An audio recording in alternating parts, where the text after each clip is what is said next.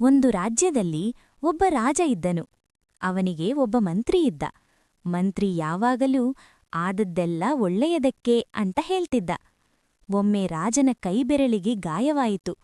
ರಾಜ ತುಂಬಾ ನೋವಿನಿಂದ ಒದ್ದಾಡಿದರೂ ಮಂತ್ರಿ ಆದದ್ದೆಲ್ಲ ಒಳ್ಳೆಯದಕ್ಕೆ ಎಂದು ಅದೇ ಮಾತು ಹೇಳಿದ.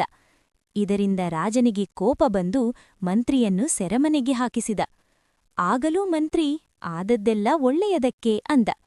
ಕೆಲವು ದಿನಗಳ ನಂತರ ರಾಜ ಭೇಟಿಗೆ ಹೋದಾಗ ಕಾಡುಗಳ್ಳರ ಕೈಗೆ ಸಿಕ್ಕಿಬಿದ್ದ.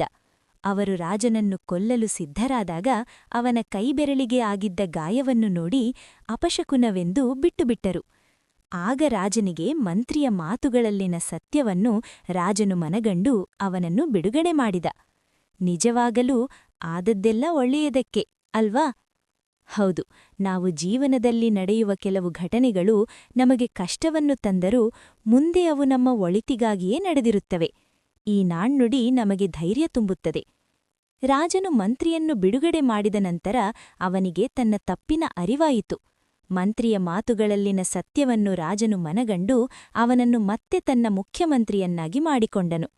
ಈ ಘಟನೆಯಿಂದ ರಾಜನು ಹೆಚ್ಚು ಜ್ಞಾನಿಯಾದನು ಮತ್ತು ಜೀವನದಲ್ಲಿ ನಡೆಯುವ